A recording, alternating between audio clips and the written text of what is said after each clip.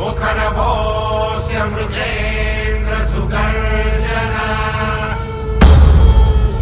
सबलमत्त गजेन्द्र विमर्दन विपिनराज सदृशो बलवानयम् समनुजो हिनुसिंह वरस्तथा। कार्यक्रम का विषय है हिंदू राष्ट्र के रास्ते में संभावनाएं और मुश्किलें। मोदी सरकार के आने के बाद देश में वैसे माहौल बना है, हिंदू राष्ट्र को और अच्छी तरीके से कैसे चलाया जा सकता है इसकी संभावनाएं बढ़ी है। लेकिन दूसरी तरफ ये भी स्थिति बनी है कि हिंदू संगठनों को ऊपर आरोप लगाना, उनके कार्य को गलत तरीके से दिखाना या भ्रम फैलाना, ये काम भी हो रहा है। ऐसे में पूरा विषय क्या हो, कैसे हो, लोगों के क्या प्रश्न है, क्या सलाह है। महाराणा प्रताप थे, बड़े बड़े नाम थे जिन लोगों के पराक्रम की हिंदुस्तान के किसी नेता के पराक्रम से तुलना नहीं कर सकते। उनके होते हुए भी अगर ये डाउनफॉल चल रहा है तो हमारे पास ऐसा कौन है या हमारे पास ऐसी क्या व्यवस्था है जो ये डाउनफॉल रोके भी और इस 1000 साल की व्यवस्था को हम उल्टा हमारे प्रॉफिट या हमारे बेनिफिट या हमारे हित की दिशा में लेके जा सके। ये कैसे हो सकता है? अगर हिंदू राष्ट्र वास्तव में स्थापित करना है, जो हमारी पुनः स्थापना करनी है, तो मुस्लिम वोटों की तुष्टीकरण की नीति को रोकना पड़ेगा और हिंदुस्तान में जो रहता है वो हिंदू है, ये नागरिकता तय करनी पड़ेगी। हिंदुत्व का जो विशाल दृष्टिकोण है वो विश्व को समझाने की, अगर मानवता विश्व में जिंदा रहेगी तो हिंदुत्व के दर्शन के अंदर ही रहेगी। सेकुलरिज्म शब्द ऐड हो सकता है तो सेकुलरिज्म शब्द हट भी सकता है। कौन हटाएगा? संसद के सदस्य। लेकिन वो क्यों नहीं हटा रहे? महान आत्माओं के होते हुए भी हमारा जो डाउनफॉल हुआ है उसका सबसे बड़ा रीजन है कि हमारा धर्म के प्रति अपनी आस्था कम होती जा रही है। एक आदमी बोलता है राम मंदिर बनना चाहिए, दूसरा बोलता है नहीं बनना चाहिए। हमारे लिए तो ये बंधन है कि हम देश के खिलाफ कुछ कर ही नहीं सकते, क्योंकि देश हमारा है, राष्ट्र हमारा है और धर्म और राष्ट्र हमारे लिए दो अलग नहीं है। और इसलिए केवल मंदिरों में जाना नहीं, मंदिरों में जाने के बाद क्या करना, उस स्थिति को भी समझना चाहिए। हम लोग ये मानते हैं कि जो हिंदू संगठन है या हिंदू नेता है उनका आपस में तालमेल नहीं है। मैं तो मानता हूं अगर तालमेल कभी होता भी है तो चुनाव तक होता है, उसके बाद नहीं होता है। आज के मौजूदा संविधान में पूरा संविधान चेंज करने की जरूरत है और हिंदू राष्ट्र का संविधान लाने की जरूरत है। संविधान हमारा है, कानून हमारे हैं, हमने कहा है कि ऐसा ऐसा करना गैर कानूनी है और हम ही करेंगे तो कैसे चलेगा? इसलिए हमको संविधान में बदलाव की आवश्यकता है, कानूनों में बदलाव की आवश्यकता है। होता क्या है कि इस देश के खिलाफ षड्यंत्र करने वाले लोग बड़े ही सिस्टमेटिक तरीके से कानून में घुसपैठ करते हैं, संविधान में घुसपैठ करते हैं। वो सब कुछ करने के लिए लंबी योजना बनाते हैं, लोगों को परचेस कर लेते हैं, करप्शन, साम दाम दंड भेद सब कुछ करके वो वहां पर घाव करते हैं जहां पर ये पूरा सिस्टम टिका हुआ है। और हम सब कुछ अपना होते हुए भी हम इस सिस्टम को करने के बजाय हम वो करते हैं जो हमने ही तय किया कि गैर कानून, जिस कारण हिंदुत्ववादी संगठनों को जमीन पर बहुत काम करते हुए भी, बहुत डेडिकेटेड काम करते हुए भी हमारे किसी एक भाषण से, हमारे किसी एक नारे से या हमारे किसी एक कल्पना से हमको लोग आतंकवादी संगठन का ठप्पा मारने में यशस्वी होते हैं। हम एज अ ग्रुप, एक हिंदू जितने भी हैं, we are a house divided. ये बात बिल्कुल सच है। उसके और भी कारण है, इतना विशाल, इतना स्प्रेड आउट धर्म है, कितने संप्रदाय हैं उसमें, हर तरफ से अगर आप देखोगे भाषा, प्रांत, इसमें भी वो धर्म रख के भी इतने उसमें हमारी की डाइवर्सिफिकेशन है। ये बात बिल्कुल सही है कि जब तक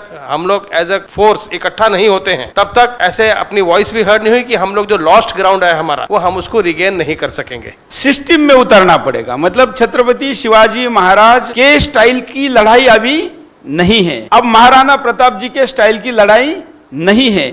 इसलिए इसका वास्तव सवाल यह है कि हमको नए पॉलिटिकल सिस्टम के शिवाजी चाहिए, नए राजनीतिक व्यवस्था के महाराणा प्रताप चाहिए। यह मैं नहीं कहता कि शौर्य, सामर्थ्य, शस्त्र इसकी जरूरत नहीं है, वो तो हर देश को है, किसी भी देश को है, हमको भी रहेगी, हमको ज्यादा रहेगी क्योंकि हमारे शत्रु और ज्यादा है। लेकिन उस हथियार का सही दिशा में उपयोग करने में हिंदू अपयशी हुआ है, राजनीतिक हथियार का। ये मानना पड़ेगा कि इसी सिस्टम को बदल के ही हम इसको आगे बढ़ा सकते। इसके लिए हमको कोई सिविल वॉर करने की जरूरत नहीं कि इस प्रेजेंट सिस्टम में हम संवैधानिक बदलावों को लाकर हिंदू राष्ट्र को और मजबूत करके आगे जा सकते हैं। इसकी क्या संभावना है? आगे जाके हमारा 2/3 मेजॉरिटी होने के बाद संविधान में जरूर संशोधन हो जाएगा। संभावना यह है कि हमारे पास आज भी वोटिंग पॉपुलेशन हमारी ज्यादा है, तो यह संभावना है कि हम उसको अगर यूनिफाइड तरीके से लाते हैं, एक गठ्ठा लाते हैं, तो हम उसको राजनीतिक परिवर्तन में बदलाव कर सकते हैं। लेकिन इसमें मूलतः यदि हम देखेंगे कि जब जब आपत्ति आई है तब तब भगवान श्री कृष्ण ने ये कहा है कि जब जब धर्म को ग्लानि आएगी तब तब वो इस धर्म का उत्थान करने के लिए स्वयं अवतार लेंगे। और जब ये धर्म के उत्थान की परिस्थिति निर्माण होती है तो ये बारंबार हुआ है। मतलब ऐसे नहीं कि त्रेता युग में भी प्रभु श्री राम के समय पर ऐसे ही अनाचार बढ़ा, द्वापर युग में भी ऐसे ही अनाचार बढ़ा, और आज की परिस्थिति यह है कि आज भी इसी तरीके से अनाचार बढ़ रहा है कि मात्र कृष्ण आने से नहीं बदलाव होता है, क्योंकि भगवान श्री कृष्ण भी अर्जुन जब होता है तभी तो भगवान श्री कृष्ण आते हैं। तो हम सभी को यदि अर्जुन बनने की तैयारी है तो निश्चित रूप से हिंदू राष्ट्र बन सकता है। इसका मतलब महाभारत पहले से चल रहा है, युद्ध जारी है। ये युद्ध में भी फिर आप कहेंगे कि ऐसा संवाद क्यों चल रहा है, तो ये तो बहुत 1 घंटे का केवल टीवी शो है, वहां तो कृष्ण भगवान ने पूरी गीता बताई थी ना, तो इसलिए ये संवाद भी उस युद्ध का हिस्सा है। तो ये युद्ध चल रहा है, इससे मैं सहमत। इसमें कुछ लोग अर्जुन की भूमिका ऑलरेडी निभा रहे हैं, कुछ लोग श्री कृष्ण की भूमिका भी ऑलरेडी निभा रहे हैं। अब हमको उसका परिचय होना, क्योंकि यहाँ तो युद्ध कौरव और पांडवों में हुआ तो उस प्रकार का नहीं है, युद्ध की स्थिति बदल चुकी है, इसलिए वो भी परिचय होना ये जरूरी है। जो क्रांतिकारों ने मार्ग अवलंब किया था स्वतंत्रता के लिए, वैसे ही क्रांति की फिर एक बार आवश्यकता है, लेकिन वो क्रांति जो है धर्माधिष्ठित क्रांति होनी चाहिए, तभी वो हिंदू राष्ट्र आ सकता है। कि ये जो क्रांति है इसको हम फ्रेंच रिवॉल्यूशन या रशियन रिवॉल्यूशन यानी फ्रेंच राज्य क्रांति या रशियन राज्य क्रांति की तरफ नहीं देख रहे हैं, हम इस क्रांति को उत्क्रांति के रूप में देख रहे हैं कि उत्क्रांति में कहीं पर कोई नष्ट नहीं होता है, तो उसके अंदर कुछ नया और उससे अच्छा, मतलब आपने एक लकीर खींची है, एक लाइन खींची है, उसको यदि छोटा बनाना है तो उसको कुछ करने की जरूरत नहीं, उसके बगल में एक बड़ी लाइन बना दीजिए, तो ये उत्क्रांति की दिशा है। और इसलिए आज जो व्यवस्था में परिवर्तन लाना है, आज जो हो रहा है, इसमें हमें सबको बताने की आवश्यकता है कि सेक्युलर राष्ट्र से हमारा हिंदू राष्ट्र 100 गुना अच्छा होगा। तो ये सभी लोग इस सेक्युलर राष्ट्र को अपने आप ही नकार देंगे। जब नकार देंगे तो संभावना की बात ही नहीं होगी और निश्चित रूप से हिंदू राष्ट्र के ऊपर सभी के मन में विश्वास हो। नपुंसकों की संख्या बढ़ा करके कोई क्रांति की बात नहीं हो सकती है। इसलिए आज जैसे यहाँ पर धर्म योद्धा एकत्रित हुए हैं, यदि इस तरीके के धर्म योद्धा हम अगले साल तक अपने हर एक क्षेत्र में बनाने का प्रयास करेंगे, हम तो 80% के लगभग है, उसमें से मात्र 20% लोगों में भी हम ये जागृति लाएंगे तो ये लंबी लकीर खींचने की बात भी हो जाएगी और क्रांति भी हो जाएगी। हिंदू धर्म में ये कहा गया है सबसे पहले आपको विजय यदि प्राप्त करनी है, भगवान श्री कृष्ण के होते हुए भी अर्जुन के मन में संभ्रम था, उसके लिए उसको गीता बतानी पड़ी। उसको बताना पड़ा कि सबसे पहले आपको अपने ऊपर विजय प्राप्त करना है, और जब अपने ऊपर आप विजय प्राप्त करते हैं तो निश्चित रूप से आपके भीतर से इतनी शक्ति का, इतनी ऊर्जा का निर्माण होता है कि आप किसी के भी ऊपर विजय प्राप्त कर सकते हैं। बाह्य स्तर पर देखेंगे तो फिर गोमाता की रक्षा करेंगे, धर्म परिवर्तन को बंद करेंगे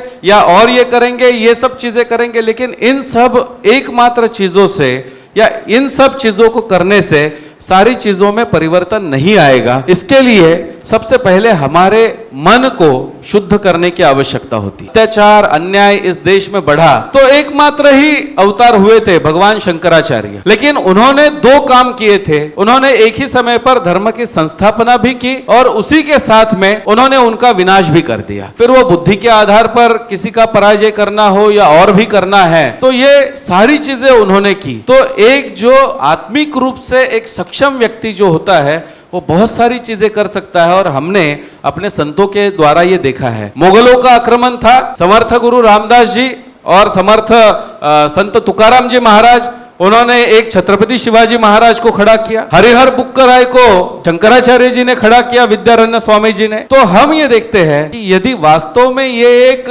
धर्म की या आत्मिक क्रांति की बात हम करते हैं आध्यात्मिक स्तर पर, तो निश्चित रूप से ये जो क्रांति है ये और कई गुणों से ज्यादा होती है, क्योंकि बाकी सभी क्रांति में जो लड़ाइयाँ होती है उसमें विनाश ही विनाश होता है, इसमें विनाश की कोई आवश्यकता नहीं है। आज हिंदुस्तान की आप एक ही बात को यदि देखेंगे, जूलिया रॉबर्ट्स अमेरिका से आती है, यहाँ पर एक संत के मठ में जाती है, धर्म परिवर्तन करती है, हिंदू नाम लेती है। सिल्वेस्टर स्टैलोन जो वहां पर रह करके उसके बेटे की मृत्यु होती है तो यहां पर आकर के विधि करता है कि मेरे बेटे को कोई सदगति मिलनी चाहिए।